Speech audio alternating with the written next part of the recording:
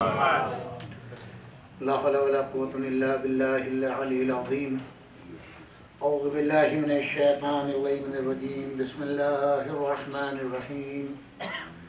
الحمد لله الذي هدانا لهذا وما كنا لنهتدي لولا أن هدانا الله.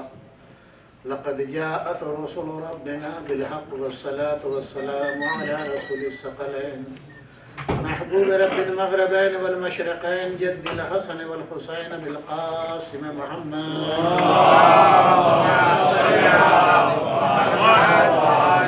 الطيبين الطاهرين المعصومين ولعنة الله على أعدائهم أجمعين. أما بعد فقد قال الله سبحانه تبارك وتعالى في كتابه المجيد والفرقان الحميد. بسم الله الرحمن الرحيم. والعصر إن الإنسان لفي خسر إلا الذين آمنوا وعملوا الصالحات وتواصوا بالحق وتواصوا بالصبر. صدق الله.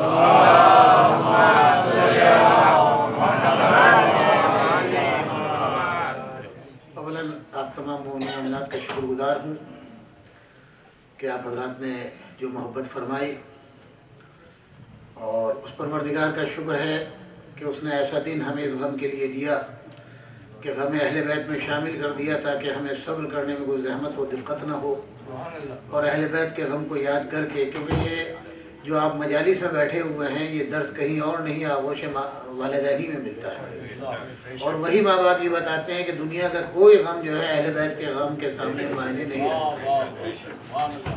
تو یقیناً ہمارے لیے یہ پروردگار عالم کی نعمت ہے کہ اس نے حسین ابن علی کا ایسا غم ہم کو عطا کیا ہے کہ ہم اپنے غم کو بھلا کر کے صرف حسین ابن علی کے غم کو یاد کریں. ایک مرتبہ صلوات پڑھے والے.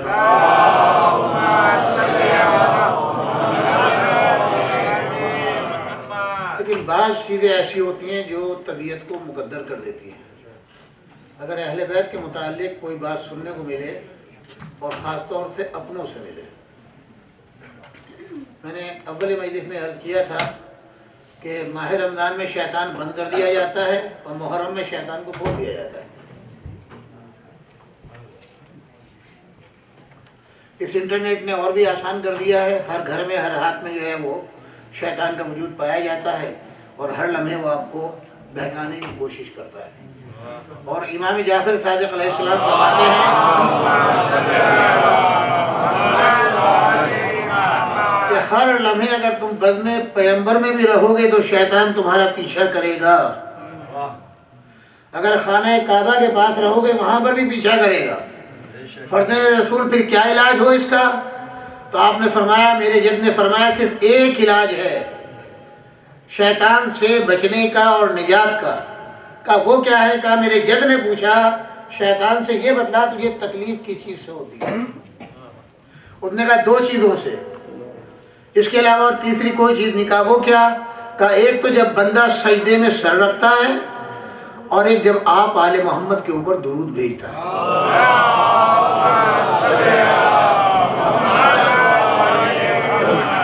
اب تو علاج رسول اللہ نے فرما دیا. ظاہر ہے ہر جگہ تو آپ سجدہ کرتے نہیں پھریں گے، بس میں سب کے سامنے تو آپ جھکیں گے نہیں، کھڑے ہوئے چل رہے ہیں.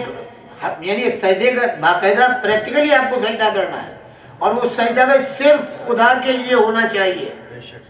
اب ایک ہی چیز ہے جو آپ فوری کر سکتے ہیں جس سے شیطان بھاگ جائے گا. کہا ہوا ہے محمد و آل محمد پر صلوات پڑھو.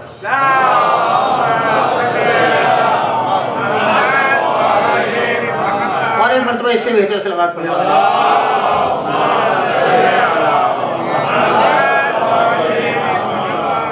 دیکھیے یاد رکھیے گا، جب ایمان میں کہیں سے تھوڑی بہت کمزوری ہوگی تو شیطان کو موقع مل جائے گا. اس لیے جو شک کہلاتا ہے، ایک ہے یقین اور ایک ہے شک. یقین میں کہیں گنجائش شیطان کے داخلے کی نہیں ہے، اور جہاں ذرہ برابر شک کی طرف گمان ہوا تو شیطان کا وجود آپ پائیں گے. اور یہ اس کی ایک خوبی ہے، یاد رکھیے گا، جیسی بزم ہوتی ہے ویسا ہی انداز ہوتا ہے. یہ تاریخ ہے شیطان کی. جب وہ علماء کی بزم میں آتا ہے تو جاہل بن کے نہیں آتا ہے، سب سے بڑا عالم بن کے آتا ہے. جب وہ محبوں میں بیٹھے گا تو سب سے بڑا محب بن کے بیٹھے گا. کیوں؟ سید الملائکہ رہا ہے. جو ملائکہ کو دھوکہ دے کے جنت میں چلا گیا ہو اور جو سیکورٹی گارڈ تھے جنت کے وہ نہ پہچان پائے تو ہم اور آپ کیا پہچانیں گے؟ یہ مقدمہ نقل کر رہا ہوں. ایک ای میل مجھے دیکھنے کو ملی اور اس میں انہوں نے لکھا کہ صاحب آیت اللہ سیستانی نے حکم دیا ہے کہ تبرہ جو ہے وہ حرام ہے اور ناجائز ہے. لفظ حرام حرام و حلال جو ہے وہ مطابق قرآن ہوتا ہے، مطابق زبان پیغمبر ہوتا ہے، جس کو ہم کہتے ہیں حلال محمدی اور حرام محمدی. یہ حق کسی کو نہیں دیا گیا. جس نے جو قرآن نے حلال کر دیا وہ حلال ہے، جسے قرآن نے حرام کر دیا وہ حرام ہے. جی قرآن نے کہا تبرہ عین واجب ہے، میں نے نہیں کہا، قرآن نے کہا. اور پیغمبر مباہلہ تھا ہی تبرے کے لیے. جو آیا نجوہ ہے وہ اس کا نام ہی آیا تبرہ ہے. حضور اپنے عیال کو، اپنی بیٹی کو، داماد کو، بھائی کو، بچوں کو لے کر جو گئے ہیں وہ کیا کرنے گئے؟ جھوٹوں میں خدا کی لعنت کرنے کے لیے گئے ہیں نا. کوئی اور کم تو نہ حج کرانے گئے، نہ نماز پڑھانے گئے، نہ وعظ و نصیحت کے لیے گئے، صرف لعنت کے لیے گئے. جی اور پھر آپ جب قرآن پڑھیں گے لا تعداد جگہ سب سے پہلے تھا اعوذ باللہ من الشیطان الرجیم. پہلے تبرہ تو شیطان کے اوپر قرآن شروع ہی نہیں کر سکتے. حکم ہے پروردگار کا اپنے نبی کے لیے، میرے نبی سب سے پہلے جب تم میرے کلام کی ابتدا کرو اعوذ باللہ پڑھ لیا کرو. یہ مسلمان کے لیے حکم ہے. کلام خدا سے پہلے شیطان پر لعنت کرنا جو ہے وہ ایمان کی علامت ہے. آپ کہتے ہیں یہ تو میں کام نہیں کروں گا، کہا پھر تم مسلمان نہیں ہو سکتے. اگر یہ کام نہیں کر سکتے ہو تو مسلمان نہیں ہو سکتے. صلوات پڑھیں مرنے والے.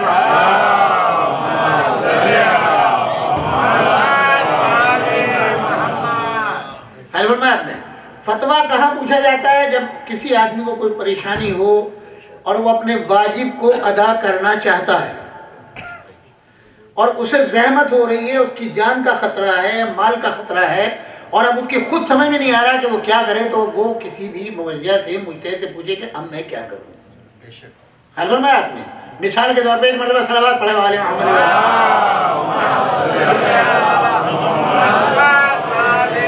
ممکن ہے ہمارے بزرگوں میں کسی کو یاد ہو 1967 کا واقعہ ہے کہ ہندوستان میں کافی غدر مچا ہوا تھا. ہندو مسلم کا بڑا وہ تھا. 65 کی جنگ ہوئی تھی تو پاکستانی کہہ کر کے جو ہے مسلمانوں کو تنگ کیا جا رہا تھا. آیت اللہ حکیم رحمۃ اللہ علیہ کا زمانہ تھا. تو علماء جو زیارت کے لیے گئے کہ انہوں نے ہندوستان کے حالات پوچھے، ہندوستان کے حالات انہوں نے بتلائے، ان کا وجہ کیا ہے. تو انہوں نے کہا کہ سب سے بڑا تو یہی ہے کہ گائے کا مسئلہ ہے. تو انہوں نے کہا کہ کوئی اگر ایسا فتویٰ دے دیں جس سے ہم لوگوں کی جان بخشی ہو جائے اور ہم محفوظ رہیں. تو انہوں نے سوال کیا، اس انہوں نے لکھا ہے کہ گائے کا گوشت جو ہے، گائے کا ذبیحہ کاٹنا، ذبح کرنا جو ہے وہ حرام ہے. ہندوستان کے اندر جہاں آپ کی جان و مال کو خطرہ ہے گائے کا کاٹنا حرام ہے. کھانا حرام نہیں کہا ہے، کاٹنا حرام ہے. اور کہاں کے اوپر؟ ہندوستان میں وہ مقامات جہاں پر پابندی ہے، جہاں آپ کے جان و مال کو نقصان ہے. اگر آپ کو گوشت مل گیا آپ کھا لیجئے. جب وہ علماء آئے انہوں نے آ کے اس فتوے کو شائع کر دیا. اس فتوے کا سب سے بڑا فائدہ یہ ہوا کہ جہاں جہاں بڑی دہشت گرد، ہم تو اس کو دہشت گردی کہیں گے، ہندو تنظیمیں تھیں جو بہت زیادہ پریشر ڈال رہی تھی، وہ کر رہی تھی، اس فتوے کا یہ ہوا کہ انہوں نے ایک پہچان بنا لی کہ اچھا ان کے علماء جو ہیں وہ باقاعدہ، انہوں نے کہا کہ اس کا مطلب یہ ہے کہ ان کی حفاظت ہمارے ذمہ ہے، لہذا مومنین ہر جگہ کے اوپر محفوظ ہو گئے اور دوسرے مسلمانوں کو بھی اس سے فائدہ ہوا. لیکن اب اگر آپ کہیں کہ امریکہ میں گائے کاٹنا یا پاکستان کی سرزمین میں، سعودی عرب میں، نہیں. مرجع نے حالات کو دیکھ کر کے حالات سنا، اس کے مطابق جو ہے کہا کہ تمہارے لیے گائے کاٹنا حرام ہے جو کہ تمہارے جان و مال کا مسئلہ ہے، لیکن کھانے کو منع نہیں کیا. اگر گوشت آ گیا تمہارے پاس تو کھا سکتے ہو. تو یہ ہے کہ جہاں مرجع جو ہے وہ قرآن و حدیث میں گنجائش دیکھتا ہے کہ اس قوم کی حفاظت کیسے کی جائے. ایک مرتبہ صلوات پڑھے والے.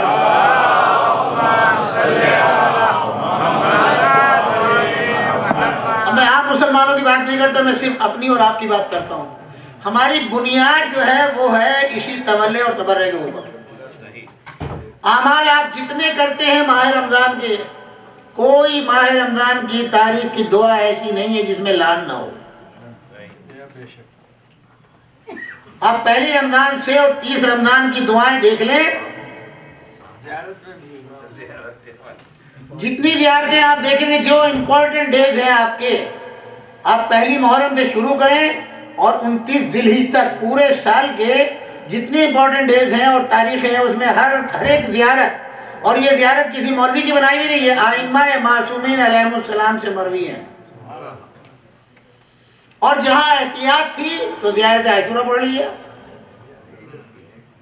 زیارت عاشورہ میں جہاں احتیاط تھی، اور جہاں احتیاط کی ضرورت نہیں تھی وہاں معاویہ کا نام سامنے لیا گیا، یزید، مروان اور بقیہ جتنے بھی ہیں ان سب کے نام لیے گئے، خیر فرمایا آپ نے۔ لیکن اگر آپ کوئی یزید کو بھی اپنا امام اور خلیفہ ماننے لگے تو لعنت ہے اس کے دین پر اور اس کے مذہب کے اوپر۔ جہاں ایک مرتبہ آج 2 مثال اور حدیث بھی آپ کی خدمت میں پیش کروں گا، ایک مرتبہ صلوات پڑھے والے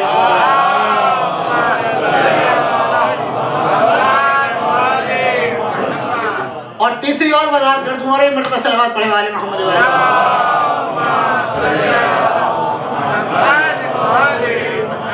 ایک ہے فتویٰ اور ایک کہلاتا ہے حکم،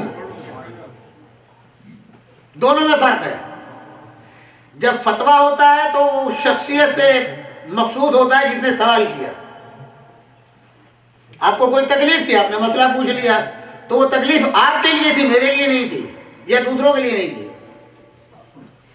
آپ نے سوال کیا، آپ کو جواب مل گیا، آپ مطمئن رہیے۔ اب آپ دوسرے کو اگر ای میل پہ بھیج رہے ہیں تو آپ اپنی تکلیف دوسرے کو تکلیف دے رہے ہیں، بات سمجھے کہ نہیں؟ ہاں اگر مرجع یہ حکم دے کہ نہیں یہ کام نہیں ہونا تو پھر حکم کی منزل میں آ جائے گا، پھر سب کے لیے ہے۔ مگر جہاں آپ کہیں کہ ہمیں فتویٰ بھیجا ہے تو ہمیں کیا مطلب یہ ہے کہ ہم ہی مراد ہیں، کوئی دوسرا مراد نہیں ہے۔ ایک مرتبہ صلوات پڑھے والے محمد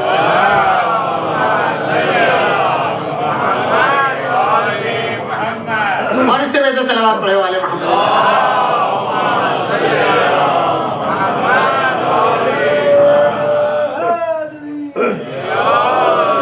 پروردگار عالم کا حکم ہے کہ زمانے کی قسم، والعصر، زمانے کی قسم، ان الانسان لفی خسر، ہر زمانے کا انسان جو ہے وہ گھاٹے میں ہے۔ تاریخ انسانیت میں ہر زمانے کا انسان گھاٹے میں ہے، الا الذین، مگر وہ بہت تھوڑے سے کم لوگ، اللہ کے ذریعے سے تعداد کم ہوگی، بہت ہی قلیل لوگ وہ ہیں جو کامیاب ہیں۔ وہ کون ہیں؟ آمنو، سب سے پہلے منزل ہے ایمان کی، اور آمنوں کے بعد ہے وہ عملوا الصالحات، جو ایمان لائے اور عمل صالح کیا، یعنی ایمان شرط ہے عمل صالح کے ساتھ اور عمل صالح شرط ہے ایمان کے ساتھ، اور خالی عمل صالح کرنا کافی نہیں ہے۔ وتواصوا بالحق، حق کی وصیت کرے، حق کا ساتھ دے، حق کے لیے ڈٹ جائے، حق کی حمایت کرے، اور صبر کی تلقین کرے۔ جب کوئی مصیبت پڑ جائے خود بھی صبر کرے، دوسروں کو بھی صبر کی تلقین کرے۔ اب یہاں مفسر نے لکھا حق سے مراد کیا ہے؟ ایک مرتبہ صلوات پڑھے والے محمد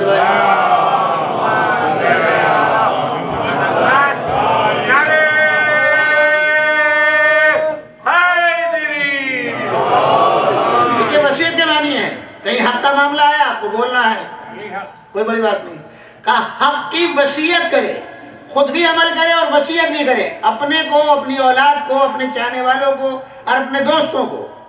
حضور اکرم صلی اللہ علیہ وآلہ وسلم نے پوچھا،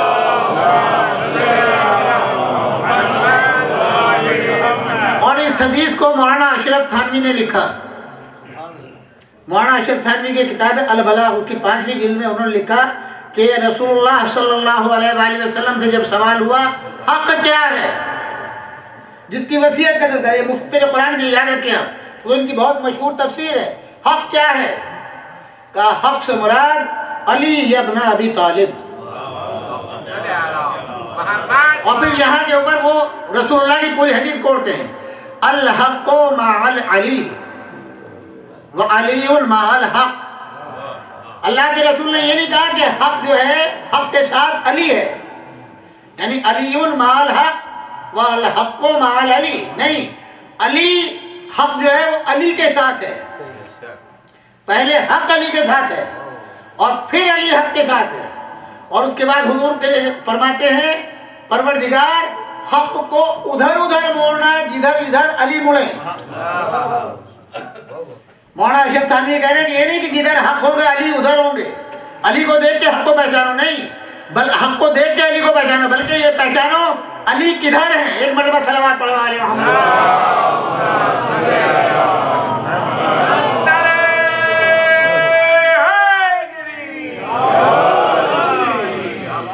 جب جنگ صفین ہوئی تو جنگ صفین میں ایک بہت بڑی تعداد تھی اصحاب رسول اللہ کی جو کنفیوز تھے، یعنی ان کے ایمان میں کمزوری تھی، بیچاروں کی ہر وقت شک کیا کرتے تھے. ان کے سامنے ایک چیز آئی کہ بھائی یہ بھی خلیفہ ہیں، یہ بھی خلیفہ ہیں، یہ بھی صحابی ہے، یہ بھی صحابی ہے. اب اس سے زیادہ ان کے نہ دماغ تھا، نہ عقل تھی، نہ شعور تھا. جو آدمی 7 یا 8 ہجری میں مسلمان ہوا ہو جی، یا 9 ہجری میں مسلمان ہوا ہو، اور جس کا باپ ہمیشہ اسلام کو مٹانے کے لیے جنگیں کرتا رہا اور یہ بھی اپنے باپ کے ساتھ شریک رہا ہو، اس کو اور وہ جس نے اسلام کی بنیاد رکھی ہو دونوں کو برابر سمجھے تو اس کی عقلی کمزور ہوگی اور کیا ہوگا. بہرحال وہ لوگ فیصلہ نہیں کر سکے، مگر ایک حدیث رسول اللہ سے انہوں نے محفوظ کی تھی. جب شباب کے اوپر جنگ چل رہی تھی تو ان لوگوں نے کہا کہ بھئی کیا کریں، کس کا ساتھ دیں. آئے میدان جنگ میں مگر علیحدہ ہیں، نہ ادھر ہے نہ ادھر ہے، کسی طرف نہیں ہے. ایک طرف حضرت علی کو دیکھ رہے ہیں اور دوسری طرف مال دیکھ رہے ہیں کہ اگر ادھر جائیں گے تو مال ملے گا، بہترین ڈشیں ملے گی، مزیرہ کھانے کو ملے گا. مزیرہ مشہور ڈش تھی شام کی اس زمانے میں. وہ اس کے اوپر اپنے ایمان کو توڑ رہے تھے. تو ایک صحابی نے کہا کہ بھئی کوئی فکر کی بات نہیں، تھوڑی دیر صبر کرو. کہا کیوں؟ کہا یاد ہے رسول اللہ نے فرمایا کہ عمار یاسر کو باغی گروپ شہید کرے گا، اور عمار یاسر جدھر سے لڑنے آئیں گے وہ حق کے ساتھ ہوں گے. جب عمار یاسر، ابھی عمار یاسر کو دیکھا نہیں انہوں نے کہ وہ کدھر سے آ رہے ہیں. جب وہ آئے تو مولا علی ابن ابی طالب کی طرف سے آئے، اب بھی معرفت حق نہیں ہوئی. عمار یاسر کو آتے ہوئے بھی دیکھا، قیام کرتے ہوئے بھی دیکھا، معاویہ کی طرف جاتے ہوئے بھی دیکھا، حضرت علی کی طرف دیکھا، مگر ابھی بھی معرفت نہیں ہے. ابھی بھی نقطۂ آخر پر ٹھہرے ہیں کہ جب تک یہ نہ پتہ چل جائے کہ ان کی شہادت کب واقع ہوتی ہے. کیوں؟ باغیوں کے ہاتھوں مارے جائیں گے. اچھا، باغیوں کے ہاتھوں مارے جائیں گے. جب شہادت ہوئی تب انہوں نے کہا کہ اب یقین ہوا ہے کہ علی حق کے ساتھ ہے. ایک مرتبہ صلوات پڑھے والے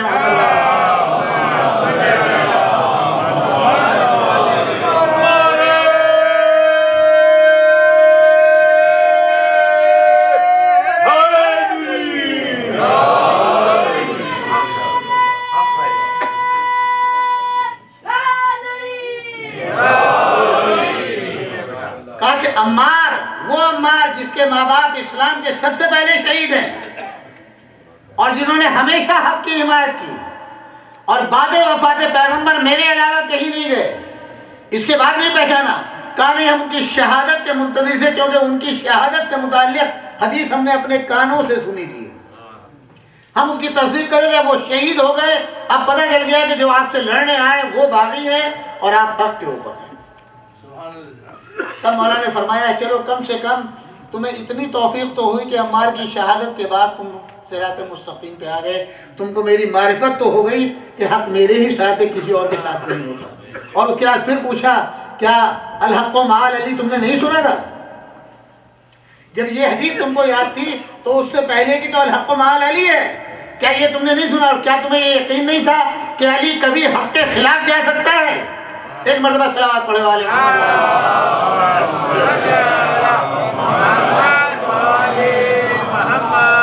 اور اس سے بہتر باغ بلند صلوات پڑھے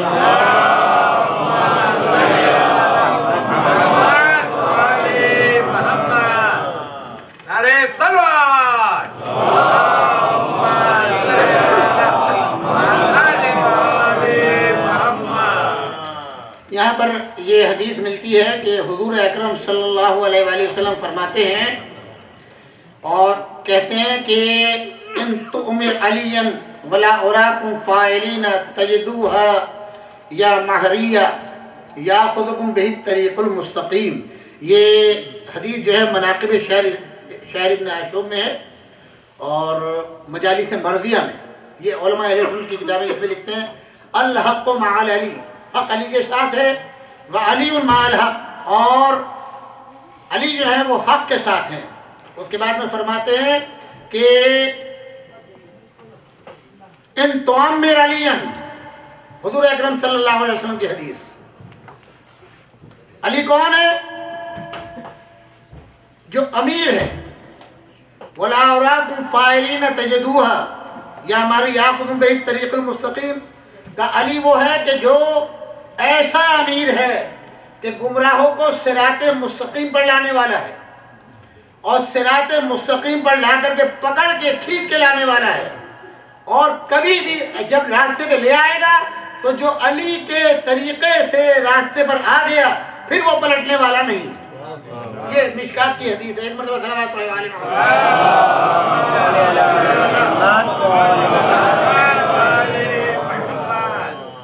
اور پھر اس کے بعد میں دوسری حدیث ہے رسول اللہ کی حضرت علی علیہ السلام کے متعلق۔ آپ فرماتے ہیں کہ اصحاب سے، علی تمہارا امیر ہے، کیسا امیر ہے؟ اگر تم نے اس کی امارت کو قبول کر لیا، حالانکہ میں دیکھ رہا ہوں کہ تم قبول نہیں کرو گے، حضور فرما رہے ہیں میں دیکھ رہا ہوں تم قبول نہیں کرو گے، اگر قبول کر لیا تو گمراہی سے تم کو نکال کے لائے گا، سیدھے جاتے پر لگائے گا، صراط مستقیم پر لگائے گا، یہاں تک کہ آخرت تک تمہاری نگرانی کرے گا، تمہیں راستے میں نہیں چھوڑے گا، آخرت تک نگرانی کرے گا، اور ایسی نگرانی کرے گا کہ پھر تم کبھی گمراہ نہ ہوگے۔ یعنی حکم دے رہے ہیں کہ تم علی کو امیر بنانا، لیکن میں دیکھ رہا ہوں نہیں بناؤ گے، میں دیکھ رہا ہوں تم علی کو امیر نہیں بناؤ گے، اگر بنا لو گے تو تم کو صراط مستقیم پر لگائے گا، اور ایسا لگائے گا کہ تم کو آخرت تک پہنچائے گا کہ تم کبھی اس جادے سے ہٹ نہیں سکتے، اگر بنا لیا، اور اگر نہیں بنایا تو یقیناً تم گمراہ ہوگے۔ اور اس کے بعد فرماتے ہیں حضور یہودیوں میں 71 فرقے ہوئے، ایک حق پہ رہا اور 70 منکر ہو گئے، مسیحوں میں 72 فرقے ہوئے، ایک حق پہ رہا 71 باطل میں رہے، وہ ختم ہو گئے، ایک کو نجات ملے گی۔ کہا میری امت میں 73 فرقے ہوں گے، ایک فرقہ حق کے اوپر ہوگا اور باقی سب کے سب جو ہیں گمراہ ہوں گے۔ صلوات پڑھیں علی محمد۔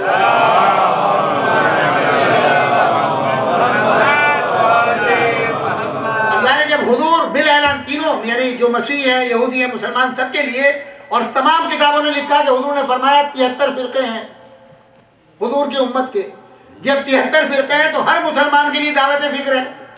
کوئی بھی مسلمان یہ نہیں کہہ سکتا کہ میں جنتی ہوں۔ جب 72 جہنم میں جائیں گے، اور حضور نے فرما دیا کہ 72 جہنم میں جائیں گے، کون؟ حضور کی امتی، اور ایک جنت میں جائے گا، تو ہر فرقے کو اللہ کے رسول نے دعوت فکر دی ہے کہ یہ غور کرو وہ کون سی بات ہے کہ جو 72 میں 73 میں مشترک ہے، اور وہ کون سی بات ہے جو ایک کو مشترک نہیں ہے، الگ کرتی ہے بات کرتے۔ یہ تو ہر ایک کو سوچنا، کوئی بھی دعویٰ یہ نہیں کر سکتا آپ کو ملے گا، ہر ایک یہ کہے گا میں جنت میں جانے والا ہوں، جنت میری، ہر ایک یہ کہے گا نا۔ اب مشترک جتنی چیزیں ہیں، نماز، روزہ، حج، زکوٰۃ، خمس، یہ سب مشترک کہلاتی ہیں، اس میں کوئی فرق نہیں ہے، تو کوئی نہ کوئی ایسا فرق ہوگا کہ جو صرف ایک فرقے میں پایا جائے اور باقی میں نہ پایا جائے۔ یہ تو ہر ایک کو دعوت فکر ہے، مگر اگر یہ سمجھ لیا کہ نہیں میرے علاوہ جنتی کوئی نہیں ہے، جنگ ہو رہی، رسول اللہ کا ایک صحابی ہے، شدید جنگ کے اندر جو ہے خون میں نہایا ہوا آتا ہے، تمام اصحاب کہتے ہیں سبحان اللہ، ایسا صحابی ہم نے جنگ کرنے والا نہیں دیکھا۔ جب حضور کے سامنے تعریف کی، حضور مسکرانے لگے، کہا کہ یہ شخص جو ہے کفر کی موت مرے گا آج کی رات۔ رسول کا صحابی میدان جنگ میں جہاد کر کے آیا، خون میں نہایا ہوا، اور تمام اصحاب تعریف کر رہے ہیں کہ ایسا جانباز نہیں دیکھا۔ رسول اللہ فرمایا یہ کفر کی موت مرے گا آج کی رات۔ اب سب حیران، میرا صحابی کفر کی موت مرے گا. رات کا وقت ہوا، رات کے وقت جب ہوا تو نصف شب کے وقت دیکھا کہ انہوں نے اپنی شہرت کو کاٹا ہے اور خودکشی کر کے مر گئے. جو بھی ریزن رہا اس سے بحث نہیں ہے، مگر رسول اللہ نے بتا دیا خودکشی حرام ہے اور یہ کفر کی موت مرا ہے. میری صحابیت کام نہیں آئے گی، ایمان و عقیدہ کام آئے گا. ایک مرتبہ صلوات پڑھنے والے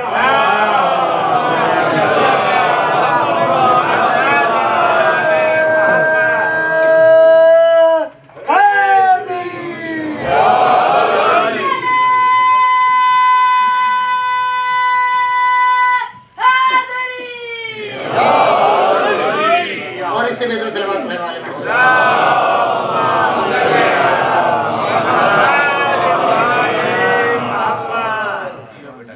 کہتا ہے الذی نزل الفرقان علی عبدہ لیکون للعالمین نذیرا. ہم نے قرآن کو، فرقان کو نازل کیا ہے پیغمبر پر جس سے یہ بشیر و نذیر بنا، لوگوں کو ڈراتا ہے. یہاں پر بھی مولانا اشرف تھانوی ترجمہ کرتے ہیں، وہ کہتے ہیں فرقان کے معنی ہے فرق کرنے والا حق اور باطل کے درمیان. کون؟ فرقان. اور فرقان کس کا نام ہے؟ قرآن کا. قرآن کا دوسرا نام ہے فرقان. فرقان فرق کرتا ہے حق اور باطل کے درمیان، اسی سے فاروق نکلا ہے. کہا کہ قرآن جو ہے وہ جہنمی کو جہنمی کہتا ہے اور جنتی کو جنتی کہتا ہے، لعنتی کو لعنتی کہتا ہے، رحمت اللہ کو رحمت اللہ کہتا ہے. قرآن فرق نہیں کرتا، رو رعایت نہیں کرتا، اور اس لیے اس کو جو ہے فرقان کہا جاتا ہے کہ یہ فرق کرتا ہے حق اور باطل میں. اور اب پیغمبر فرماتے ہیں یا علی انت فاروق، تم فاروق ہو. جب لوگوں نے پوچھا کیا مطلب، کہا حق اور باطل کے درمیان تمیز کرنے والا. جب پھر پوچھا کہ حق اور باطل سے مراد کیا ہے، حضور فرماتے ہیں کہ اللہ نے علی کا نام فاروق اس لیے رکھا ہے تاکہ جہنمیوں کو جہنم میں بھیجے اور جنتیوں کو جنت میں بھیجے. صلوات پڑھے والے محمد والے محمد.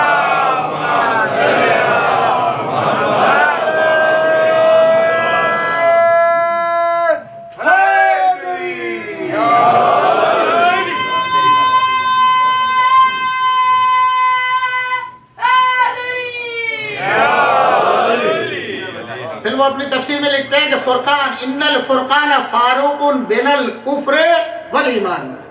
کہا کہ فرقان کہتے ہیں جو کفر اور ایمان کے درمیان میں جو ہے جدائی کرے کہ کفر ادھر ہے اور ایمان ادھر ہے. کہا کہ علی ابن ابی طالب کی محبت جو ہے وہ صراط ہے ایمان اور کفر کے درمیان. یعنی فقط علی ابن ابی طالب جو ہے وہ فرق نہیں کرتے، جو علی ابن ابی طالب کی ولایت کا کلمہ پڑھ لے وہ بھی فرق کر دیتے ہیں کہ ادھر جہنم ہے اور ادھر جنت ہے. اسی لیے آپ دیکھیے مولا علی ابن ابی طالب علیہ السلام کی عجب عجب مثالیں رسول اللہ نے دی ہے.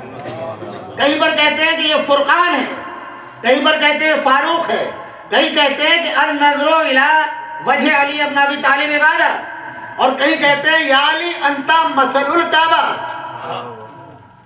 تم جو ہے مثل کعبے کے ہو. اور پھر کیا فرماتے ہیں، اے علی کعبہ اپنا طواف کرانے نہیں آتا، مسلمان طواف کرنے کے لیے جاتا ہے. یعنی کیا مطلب، تم اپنی زیارت کرانے نہیں جاؤ گے، لوگ تمہاری زیارت کرنے کے لیے آئیں گے، لوگ تمہارے پاس آئیں گے. ایک مرتبہ صلوات پڑھے والے محمد والے.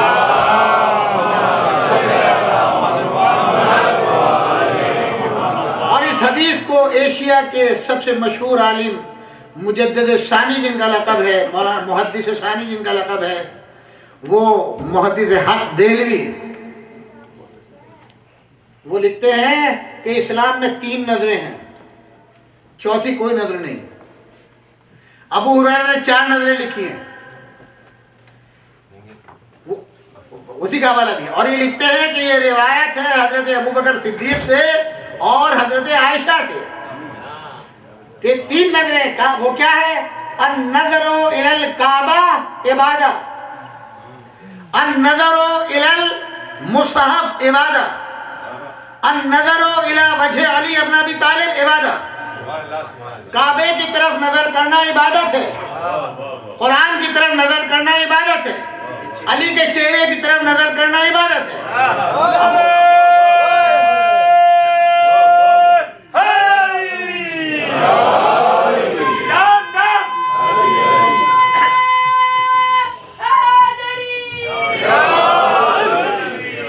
ابو ہریرہ نے یہاں پر ایک اور اضافہ کیا، وہ کہتے ہیں النظر الی الوالدین عبادہ، والدین کے چہرے پر نظر کرنا عبادت ہے۔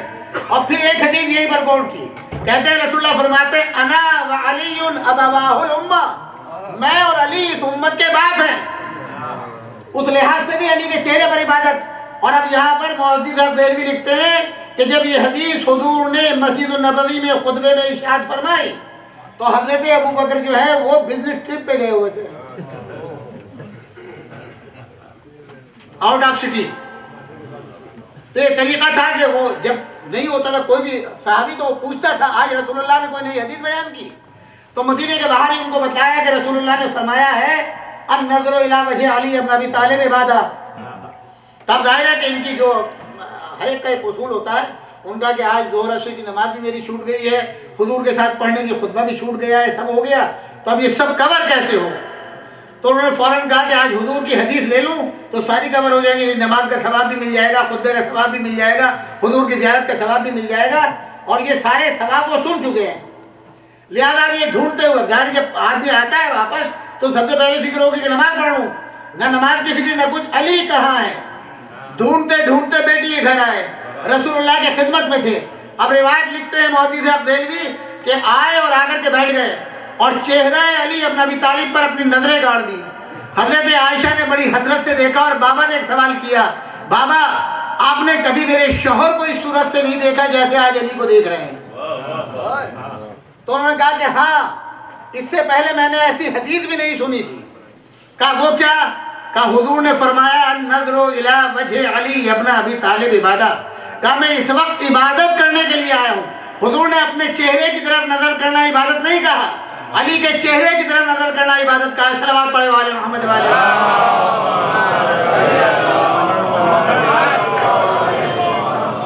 دم دم علی علی، دم دم علی علی، ہر دم علی علی، ہر دم علی علی، ہر دم علی علی، نعرہ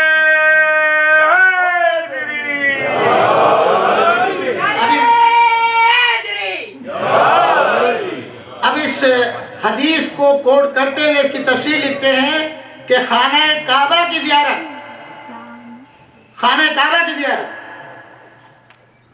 نظر کرنا باعث ثواب ہے۔ ماشاءاللہ خدا آپ کو توفیق دے حج اور عمرے کی۔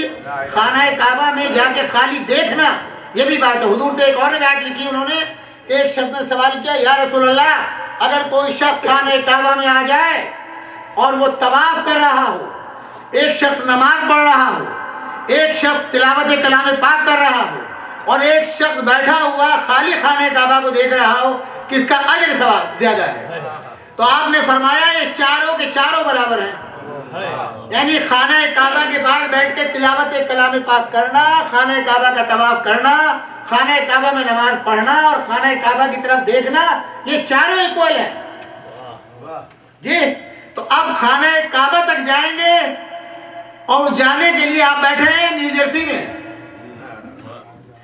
اتنا پیسہ ہو وہاں تک جانے کے لیے، صحت آپ کو اجازت دے، فلائٹ اویلیبل ہو، بجٹ میں گنجائش ہو، اس نظروں کا ثواب لینے کے لیے اتنے مراحل سے گزریں گے تب ثواب ملے گا جی۔ قرآن مجید ہر وقت آپ کے پاس نہیں، قرآن مجید کو دیکھنا پڑھنا الگ ثواب ہے، دیکھنا الگ ثواب ہے۔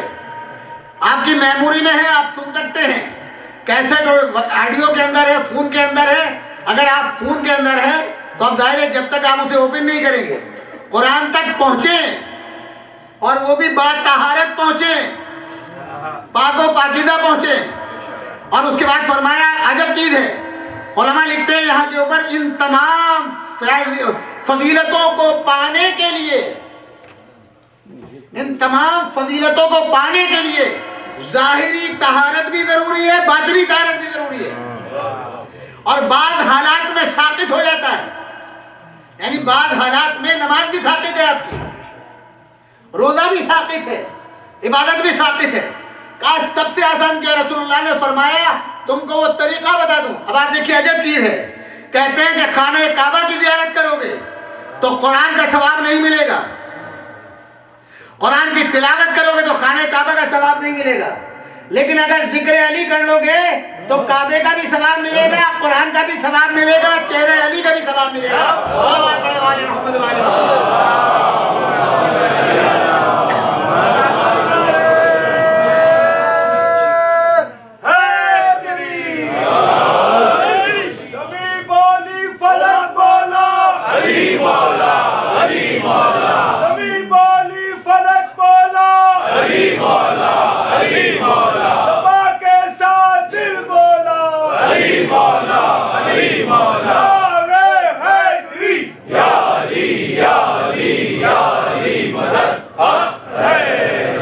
جب آپ روایتوں کو پڑھیں گے تو اس میں ملے گا کہ حضور جب خطبہ دیتے تھے تو اگر کسی چیز کی ڈیفینیشن پوچھنا ہوتی تھی، اس کو ڈیٹیل سے پوچھنا ہوتا تو فوراً سوال کرتے تھے۔ تو کسی نے سوال کیا، یا رسول اللہ اگر علی نہیں ہوں گے تو ان کے چہرے کی زیارت کیسے ہوگی، اور علی تو یہاں ہوں گے دوسرے شہر والے کیسے کریں گے؟ برجستہ آپ نے فرمایا زینوا مجالسکم بذکر علی ابن ابی طالب عبادہ۔ اب آپ دیکھیں مجلس میں فرق ہے، یہ عربی کا لفظ ہے۔ مجلس ایک تو مخصوص ہے ذکر اہل بیت کے لیے، یہ مجلس نہیں، یہ تو ہے ہی ذکر اہل بیت کے لیے۔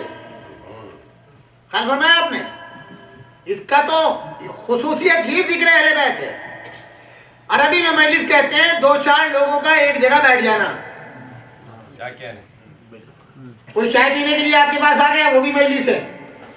کسی کام سے آ گیا آپ کے پاس بیٹھ کے، وہ بھی مجلس ہے۔ جیسے یہاں کے اوپر ایک کامن لفظ ہے میٹنگ، آپ بیوی سے باتیں کر رہے ہیں تو میٹنگ ہو رہی ہے، بچوں سے بات کر رہے ہیں تو میٹنگ ہو رہی ہے، آفس میں ہے تو میٹنگ ہے، کوئی بھی فون آیا میٹنگ میں ہے یا نہیں ہے؟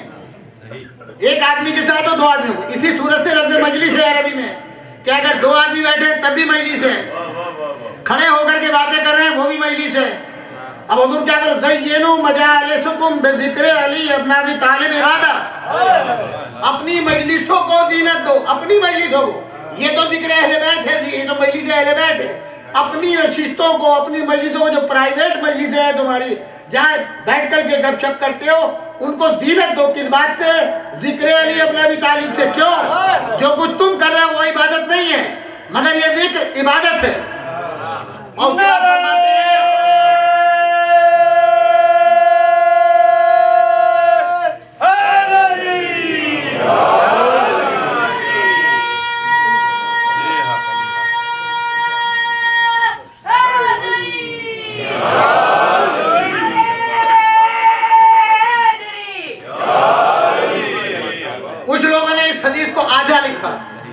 اور کچھ نے پورا لکھا۔ جنہوں نے آدھا لکھا وہ قابل اعتراض بن گئے، یہ جس نے آدھا پڑھا، جب پوچھنے والے نے پوچھا یا رسول اللہ علی کا ذکر عبادت ہے اور آپ کا ذکر، تو آپ نے فرمایا ذکر علی عبادت، ذکر علی ذکری، علی کا ذکر ہی میرا ذکر ہے، وذکری ذکر اللہ، اور میرا ذکر اللہ کا ذکر ہے، وذکر اللہ عبادت، اور اللہ کا ذکر عبادت ہے۔ یعنی رسول یہ بتانا چاہ رہے ہیں علی کا ذکر جو ہے علی کا ذکر میرے بغیر نہیں ہو سکتا، اور میں علی کے ذکر کے بغیر ممکن نہیں، اس لیے کہ میرا ذکر کہاں کرو گے؟ جہاں کرو گے تو علی کو پاؤ گے۔ جب اسلام نہیں تھا میری نماز کا ذکر کرو گے تو میرے ساتھ علی کو نماز پڑھتے ہوئے پاؤ گے۔ اسلام کی جب سب سے پہلے لوگ مسلمان ہوئے اس کی ابتدا ہوگی تو دعوت کا کھلانے والا علی ہے، بلانے والا علی ہے، مجھے زخموں سے بچانے والا علی ہے۔ شب ہجرت اگر ہجرت کی ہے تو علی ملیں گے، مدینے میں آیا ہوں تو علی ملیں گے، میدان میں گیا ہوں تو علی ملیں گے، محراب میں آیا ہوں تو علی ملیں گے، ذوالفقار آئی ہے تو علی کے لیے، ید اللہ اس کو بنایا، نفس اللہ ان کو بنایا، تو کہاں کہاں۔ لہذا میرا ذکر جو ہے وہی علی کا ذکر ہے۔ علی کا ذکر کرو گے تو وہ ذکر میرا ہے، اور جب میرا ذکر کرو گے تو میرا ذکر اللہ کا ذکر ہے، اور اللہ کا ذکر جو ہے وہ عبادت ہے۔ ایک مرتبہ صلوات پڑھے والے محمد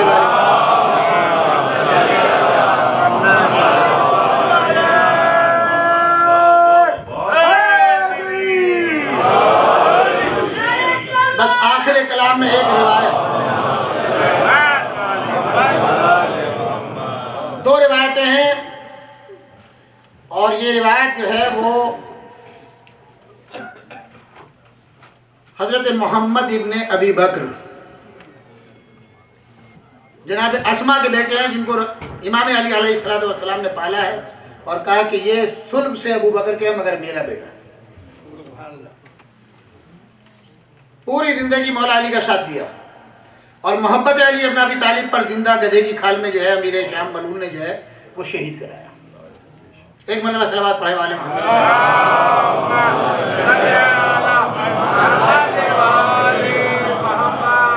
بر دشمنان اہل بیت لعنت، اول پہ ثانی پہ ثالث پہ لعنت، ابو سفیان علیہ ابو سفیان پہ لعنت، معاویہ پہ لعنت، یزید پہ لعنت۔ جب جنگ جمل ہو رہی تھی جناب محمد حنفیہ کو حضرت علی نے بھیجا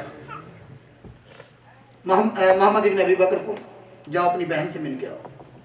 آئے، انہوں نے سلام کیا، انہوں نے سلام کا جواب نہیں دیا اور اظہار ناراضگی کیا کہ تم میرے بھائی ہو کر کے علی کا ساتھ دے رہے ہو۔ تو انہوں نے کہا کہ باجی آپ سے ایک سوال کروں؟ ان کا ضرور کرو۔ کہا کہ آپ نے مجھ سے یہ نقل کیا تھا، یہ حدیث جناب محمد ابن ابی بکر سے حضرت عائشہ نے بیان کی اور یہ میدان جنگ میں پوچھ رہے ہیں۔ آپ نے مجھ سے یہ کہا تھا، کیا کہا تھا آپ نے؟ کہ الحق مع علی وعلی مع الحق لافترقانا حتی یرد علی الحوض۔ رسول اللہ نے فرمایا ہے حق علی کے ساتھ ہے، علی حق کے ساتھ ہے، اور یہ دونوں جدا نہیں ہوں گے جب تک کہ حوض کوثر پر رسول اللہ سے ملاقات نہ کر لیں۔ کہا تھا، کہا کہ ہاں بالکل کہا تھا، اس لیے کہا تھا کہ رسول اللہ نے فرمایا ہے۔ کہا رسول اللہ نے فرمایا تھا، وہ آج بھی قول صادق ہے؟ کہا آج بھی صادق ہے۔ کہا اگر صادق ہے تو رسول علی اور حق ابھی جدا نہیں ہوئے، جہاں حق تھا میں وہاں گیا اور حق علی کے ساتھ ہے۔ وہ کہتی ہے کہ میرا ایمان ہے کہ ہاں حق علی کے ساتھ ہے۔ کہا پھر آپ آئی کیوں ہیں یہاں پر؟ تو اس نے ہاتھ اپنا پیشانی میں مارا اور اس کے بعد میں کس کا نام لیا؟ طلحہ اور زبیر کا۔ برا ہو ان کا، برا ہو ان کا، حق سے انہوں نے مجھ کو بہکایا، حق سے انہوں نے مجھ کو بھٹکایا، حق سے انہی نے مجھ کو دور کیا۔ ایک مرتبہ صلوات پڑھے والے محمد۔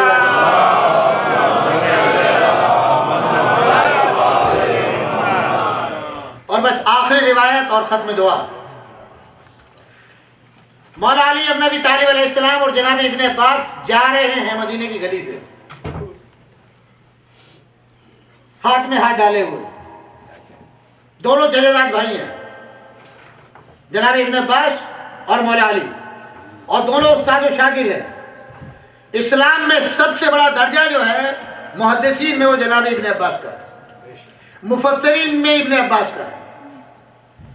یہ دونوں جا رہے ہیں اور جاتے جاتے باتیں کرتے ہوئے جا رہے ہیں، ادھر سے خلیفہ ثانی آ گئے۔ اب ان کا زمانہ خلافت ہے، رک گئے۔ تم دونوں ہمارے متعلق کیا کہتے ہو؟ کیا کہتے ہیں؟ اب وہ خود نقل کرتے ہیں، وہ کہتے ہیں کہ قال ابو بکر رضی اللہ تعالیٰ عنہ قال رسول اللہ صلی اللہ علیہ وآلہ وسلم لا نورث ما ترکنا صدقہ فرائماہ کاذبا آثما غادرا خائنا واللہ یعلم ان الصادق۔ وہ کہتے ہیں میں نے یہ دیکھا ہے کہ جب ابو بکر نے جو صادق تھا یہ حدیث بیان کی کہ رسول اللہ نے فرمایا ہم کوئی صدقہ جو بھی کچھ میراث ہوتی نہیں چھوڑتے مگر وہ صدقہ ہوتا ہے، تو اس وقت تم دونوں نے، کون کون؟ حضرت علی اور ابن عباس، تم دونوں نے ان کو کیا کہا؟ جھوٹا، کاذب جھوٹا، خائن خیانت کرنے والا، آثمن گنہگار، غادرن غدار۔ خیر فرمایا آپ نے واللہ، اور وہ کہتے ہیں میں قسم کھاتا ہوں اللہ کی وہ سچا تھا۔ یہ کون کہہ رہے ہیں؟ حضرت عمر، وہ سچا تھا۔ وہ کہتے ہیں بار راشد تابع بالحق، میں گواہی دیتا ہوں اللہ کی وہ سچا بھی تھا، سیدھا بھی تھا اور حق کے اوپر تھا اور حق کا ساتھ دیا۔ اس کے بعد وہ کہتے ہیں ثم توفا، ان کا انتقال ہو گیا، وفات کی معنی بات ہے، وہ وفات پا گئے۔ جب وفات پا گئے تو انا ولی رسول اللہ، میں تمہارے سامنے دعویٰ کرتا ہوں کہ اللہ کے رسول کا وصی میں ہوں، ولی میں ہوں، اور حضرت ابو بکر کا ولی میں ہوں. یہ ولایت مجھے ملی. فرائتما، اس کے بعد میں نے پھر دیکھا. کیا دیکھا؟ کاذباً عاصماً غادراً خائلاً. تم نے وہی الفاظ میرے لیے بھی کہے. وہ بات سمجھ میں آتی ہے، انہوں نے ایک حدیث نقل کی تھی جس کا جواب ہو سکتا ہے، مگر ان کو کیوں کہا؟ انہوں نے تو کوئی حدیث نقل نہیں کی، مگر یہ کہتے ہیں تم نے مجھے جھوٹا بھی کہا، گنہگار بھی کہا، خائن بھی کہا، اور غدر مچانے والا بھی کہا. واللہ یعلم، یہ تو اللہ بہتر جانتا ہے. انی لصادق، میں قسم کھا کے کہتا ہوں میں سچا ہوں. وراشد تابع بالحق، اور میں راشد بھی ہوں اور تابع حق بھی ہوں. میں نے ابھی حق کی تفسیر مولانا اشرف تھانوی کی تفسیر کے لحاظ سے بتا دی ہے، اور اس کو لکھا کس نے؟ برادر ایسی مشہور کتاب ہے شرح فقہ اکبر، اس میں یہ لکھا ہے. اس واقعے کو کس نے کہا؟ یہ الفاظ بھی میں نے بتا دیے، اسی جو میں نے فتویٰ نقل کیا اس کی روشنی میں. خیال فرمایا آپ نے کہ کیا کہا مولانا نے؟ تم خائن بھی ہو، جھوٹے بھی ہو، غدر کرنے والے بھی ہو. یہ ساری چیزیں کہہ دی. کس نے کہی؟ مولا علی نے. اور اب رسول اللہ فرماتے ہیں علی وہ ہے کہ جس کی زبان صدق ہے، صادق نہیں صدق ہے. اللہ نے علی کی زبان کو اپنی زبان کا لسان اللہ کہا ہے، جس کی طرف کذب کی نسبت دینا بھی گناہ کبیرہ ہے. خیال فرمایا آپ نے؟ یہ کردار افضال ہے، وہ صرف اپنی گواہی پیش کر رہے ہیں، مگر یہاں حق کے ساتھ ان تمام دلائل کے ساتھ کہتے ہیں کہ حق علی کے ساتھ ہے اور علی اس کے ہیں. اور اب ابن عباس کے متعلق جو حدیثیں ملتی ہیں وہ یہ کہ ابن عباس وہ محدث تھا جس نے کبھی علی کا ساتھ نہیں چھوڑا، حق کا ساتھ نہیں چھوڑا، ہمیشہ اہل بیت کا ساتھ دیا. اور کہتے ہیں کہ جب یزید کی بیعت کا سوال آیا تو اس وقت ابن عباس تھے، عبداللہ ابن زبیر تھا، عبداللہ ابن عمر تھے، اور اصحاب تھے. ان کے سامنے جب پیش کیا تو سب سے پہلے بیعت کرنے والے عبداللہ ابن عمر کے اور عبداللہ ابن زبیر کے، اور کوئی نہیں تھا. سب سے پہلے مدینے میں جو بیعت کی ہے، اور ایک وصیت ملتی ہے جس میں 4 لاکھ کی تھیلی بیعت سے پہلے پہنچا دی گئی. جیسے آج ووٹ خریدے جاتے ہیں نا، کینڈیڈیٹ ووٹ خریدتے ہیں کہ ہماری حمایت کرنا. کہا کہ جو اصحاب تھے ان کے ایمان کی قیمت خود معاویہ اپنی وصیت میں لکھ کے گیا تھا کس کے ایمان کی قیمت کتنی ہے. اس نے لکھا تھا کہ ان سب کو خرید سکتے ہو، ابن عباس کو خرید نہیں سکتے، ہاں ڈرا سکتے ہو، خوف زدہ کر سکتے ہو، مگر حسین ابن علی وہ ہے نہ خریدا جا سکتا ہے، نہ ڈرایا جا سکتا ہے، نہ کسی چیز کا اثر ہو سکتا ہے. اس لیے میں وصیت کرتا ہوں حسین سے غافل نہ ہونا. یہ آج جو کہتے ہیں نا کہ مجلسیں کیوں نہیں، کیونکہ یہ پوری تاریخ ہے. جب ذکر آتا ہے تو قاتلوں کا ذکر ضرور آئے گا، اسلحہ کہاں سے آیا ان کا ذکر ضرور آئے گا، جن خبیث مولویوں نے فتوے دیے قتل حسین کے ان کا ذکر ضرور آئے گا. خیال فرمایا حسین ابن علی نے کیا وجہ ہے؟ جب شہادت مقدر تھی تو مدینے میں شہید ہو جاتے. جب اہل مدینہ نے روکنا چاہا تو آپ نے فرمایا خدا کی قسم کہیں رہوں شہید کیا جاؤں گا. کیا وجہ تھی؟ صرف ایک وجہ، میری ماں کے قاتل پردے میں غائب ہو گئے، میرے بھائی کے قاتل پردے میں چلے گئے، میرے بابا کا قاتل پردے میں چھپ گیا، میرا خون تھپ کر ظاہر ہو، میرے قاتلوں کا پتہ چلے، جو اسلحہ پہنچائے اس کا بھی پتہ چلے، جو زبانی حمایت کرے اس کا بھی پتہ چلے. اسی لیے جب آپ زیارت پڑھتے ہیں تو ان تمام پہ لعنت کی گئی ہے صبح قیامت تک کے لیے جنہوں نے زبان سے، مال سے، قلم سے، کسی لحاظ سے قتل حسین میں مدد کی ہو. اور رحمت کی دعا ان کے لیے کی گئی جنہوں نے ہر لحاظ سے، جس لحاظ سے بھی اہل بیت کی مدد کی ہو. امام حسین نے صرف قاتلوں کے چہرے سے نقاب ہٹانے کے لیے میدان کربلا کو چنا. کہ یہاں کوئی آبادی نہیں ہے، قاتل چھپ نہیں سکے گا. اور یہی وجہ ہے کہ ادھر قافلہ ابن زیاد کے دربار میں پہنچا اور کچھ ہی لمحے بعد انقلاب آ گیا کوفے میں. اور اب ابن زیاد یہ کہتا ہوا نظر آتا ہے کہ نہیں، میں نے قتل نہیں کیا، یزید نے قتل کرایا. وہ جو اب تک انعام کے لیے پھر رہے تھے وہ سب کے ساتھ. آج شب تین ہے. ابھی آپ نے جناب مسلم کے یتیموں کا ذکر سنا. خدا آپ کی اولادوں کو سلامت رکھے، آپ کے بچوں کو مسلم کے بچوں کے صدقے میں سلامت رکھے، اور ہمیشہ یہ عزادار رہیں حسین کی اولاد کے. امام حسین علیہ السلام مکے میں وارث ہو چکے، جناب مسلم ساتھ میں ہیں. روایتیں کہتی ہیں جناب مسلم اکیلے تھے، بچے ساتھ نہیں آئے تھے. امام کو جب لا تعداد خطوط اور کوفے کے آئے ہوئے حجاج نے کوفے کی حالت بتلائی، تب امام نے جناب مسلم سے کہا تم بہت ہی تیزی کے ساتھ کوفے پہنچو. آپ نے فرمایا آقا اتنی اجازت ہے کہ مدینے جا کے بچوں کو لے آؤں؟ کہا بچوں کا لانا ضروری ہے کیونکہ محضر شہادت میں ان کا نام موجود ہے.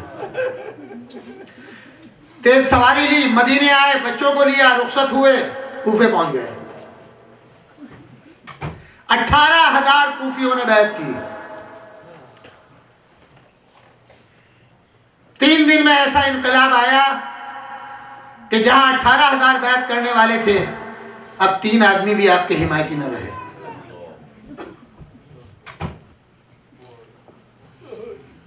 بچوں سے جدا ہو گئے، بچے قید میں پہنچ گئے، مسلم شہید کر دیے گئے. بچوں کو پتا نہیں ہمارے بابا کے ساتھ کیا ہوا.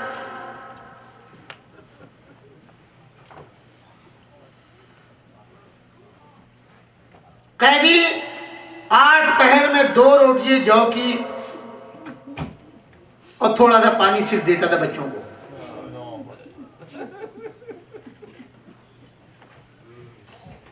کچھ عرصے کے بعد یہ بچے کہتے ہیں کہ بھیا ہم لوگوں کی زندگی ایسے ہی قید خانے میں ختم ہو جائے گی، کوئی سبیل کی جائے، اس کو اپنا تعارف کرائیں. رات کو مشورہ کیا، صبح ہوتی ہے. زندان بان سے کہتے ہیں زندان بان کیا تو محمد الرسول اللہ کو جانتا ہے؟ وہ کہتا ہے کہ میں مسلمان ہوں، ان کا کلمہ پڑھتا ہوں، ان کا امتی ہوں. کہا یہ بتلا تو جعفر طیار کو بھی جانتا ہے؟ کہا میں جانتا ہوں، رسول کے بھائی تھے، ان کے بازو شہید ہوئے، اللہ نے جنت میں ان کو پر دی ہیں. کہا اچھا یہ بتلا علی مرتضیٰ کو بھی جانتا ہے؟ تو کہتا ہے کہ بچوں کیا بات ہے، آج ایسی باتیں کیوں کر رہے ہو؟ وہ مسلمان ہو سکتا ہے جو علی کی معرفت نہ رکھتا ہو؟ آج ایسی باتیں کیوں کر رہے ہو؟ کہا کہ ہم یتیمان مسلم ہیں، حیدر کرار کے نواسے ہیں، رسول کی اولاد. زندان بان قدموں میں گر گیا. شہزادوں تم نے پہلے نہیں بتایا مجھ کو یہ بات. شہزادہ تمہیں خبر ہے تمہارا بابا شہید کر دیا گیا. اپنا سر دیوار سے ٹکرانے لگا، پروردگار یہ کیسا ظلم مجھ سے ہوا، آل محمد میری قید میں رہے اور مجھے پتہ نہیں چلا. کہا بچوں بتاؤ میں تمہارے لیے کیا کر سکتا ہوں؟ کہا اور کچھ نہیں، چاہتے تو ہیں کہ مدینے چلے جائیں، مگر یہ خیال آتا ہے اگر ہم مدینے کے نکل گئے یہاں سے تو مار دیا جائے گا. کہا شہزادوں میری فکر نہ کرو، میں نے جو تم پر اپنے عدم علم کی بنا کے اوپر سختیاں کی ہے، شاید ان کا بداوا ہو جائے، میں اس قابل ہو جاؤں تم خیریت سے اگر مدینے پہنچ جاؤ تو قیامت میں رسول اللہ کے سامنے جا سکوں. بچوں زمانہ بہت خراب ہے، پورا کوفہ تمہارا مخالف ہے، مجھے معلوم ہے میرا کیا حق لگا. بچوں میری فکر نہ کرو، اگر مار دیا جاؤ تمہاری محبت میں تو میرے لیے کافی ہے، مگر میں تم کو ایک ایسے راستے پر لگا دوں گا جو سیدھا مدینے کی طرف جائے گا. بچوں رات کو چلنا اور دن ہو جائے تو اپنے کو چھپا لینا، لیکن تقدیر کیا کر سکتی ہے. जब किस्मत में यही लिखा हो बच्चे जिस गली में जाते हैं वो रास्ता बंद मिलता है, जिस गली में जाते हैं रास्ता बंद होता है। सुबह नमूदार होने लगी, शहर के बाहर करीब में एक दरख्त के ऊपर जाके बैठ गए और दोनों बच्चों ने एक दूसरे के गले में बाहें दी और सो गए।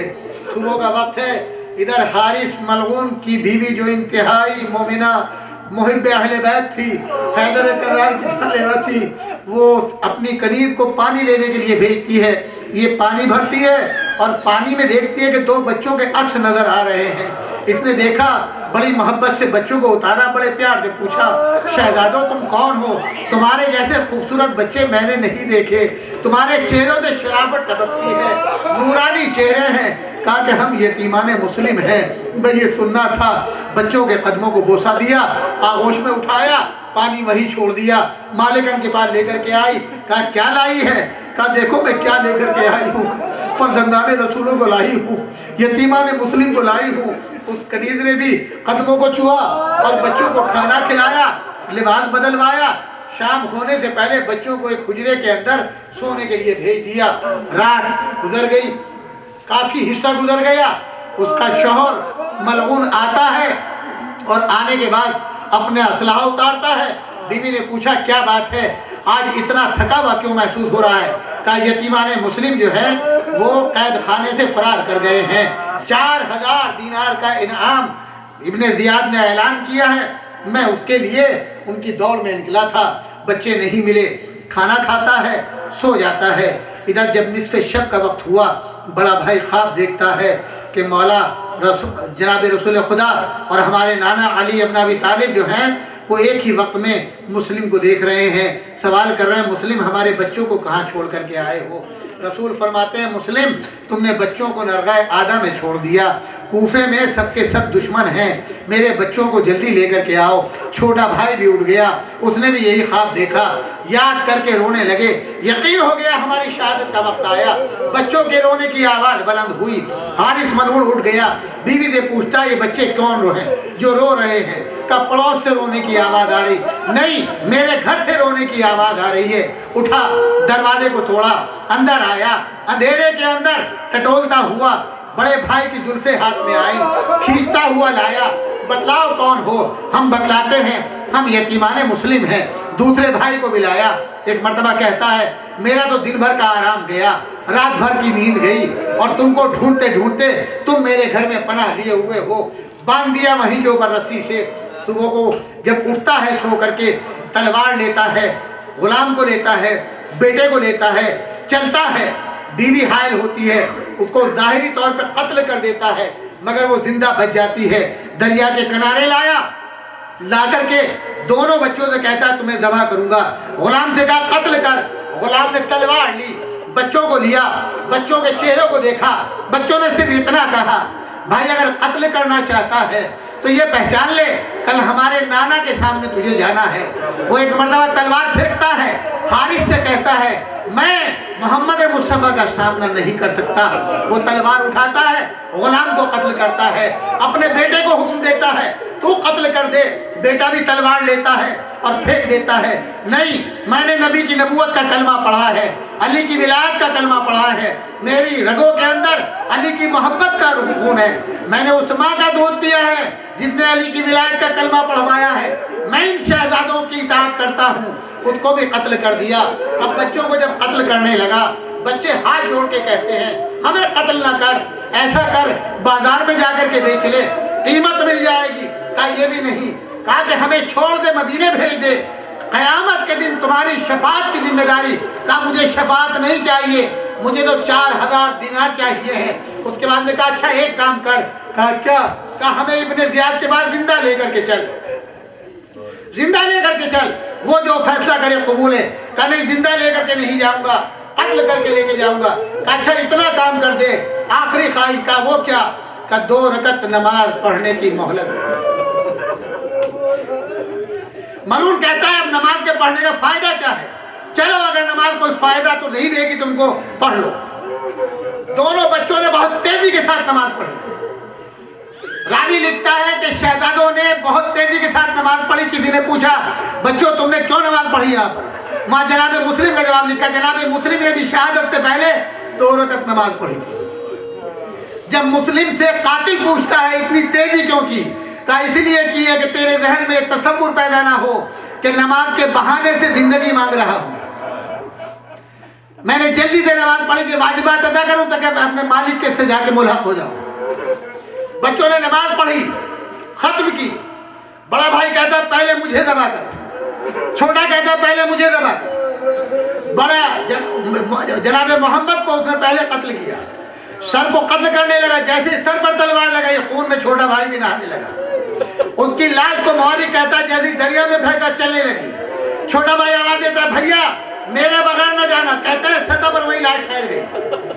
اب چھوٹے بھائی کو بھی ذبح کیا، جب چھوٹے کی لاش پھینکی دونوں بھائی بغل کی ہوئے، یہ سروں کو لے کے چلا، ادھر دونوں لاشیں بہتی ہوئی کربلا کے نزدیک آ گئی۔ بس آپ کے لیے صرف دو جملے، خدا کی قسم اہل بیت وہ اجر دیتے ہیں جس کا تصور نہیں کرتے۔ ایک معمولی کاشتکار نہر فرات کا پانی دے رہا ہے کھیتوں میں، پانی آتے آتے رک گیا، یہ اس سمت میں چلا جہاں پانی رکا تھا۔ اس کے کھیت کے بعد دیکھا دو بچے معصوم، چہرے غائب ہیں، سر بریدہ لاشیں ہیں، لپٹی ہوئی اس کے کنارے پہ آ گئی، اور کنارے کے اوپر ایک بی بی برقع پوش رو رہی ہے۔ مسیب یہ فرزندان رسول ہے، ارے ان کو دفن کر کے میری شفاعت کا مستحق بن جا۔ ہاتھ جوڑ کے کہتا ہے شہزادی آپ کون ہیں؟ کہا میں فاطمہ زہرا ہوں، یہ میرے بچے ہیں۔ خدا کی قسم مسیب نے جب دفن کیا کیا جزا ملی؟ اس شہر کا نام مسیب کے نام پہ ہے، شہر مسیب آپ بھی ہے، اس کو محسن قرار دیا ہے یتیمان مسلم کے دفن ہونے کا۔ بدردارو سنیے اگر دو جملے اور ختم دعا۔ کربلا کا واقعہ ہو گیا، قید خانے سے بیویاں لٹ چکی، واپس مدینے آ گئی۔ یہ بیوی صحت یاب ہوئی، بچوں کے لباس تھے اس کے پاس، معلوم ہو گیا بچے شہید ہو گئے۔ خیال آیا نہ معلوم بچوں کی ماں کا کیا حال ہوگا، بچوں کے گھر والوں کا کیا حال ہوگا، اور کچھ نہیں، ماں کی تسلی کے لیے بچوں کا لباس لے کر کے جاؤں۔ بڑی احتیاط سے بچوں کے کرتوں کو رکھا، وارد مدینہ ہوئی، پہنچتے پہنچتے جناب زینب کی خدمت میں پہنچی۔ کہا کیا بات ہے؟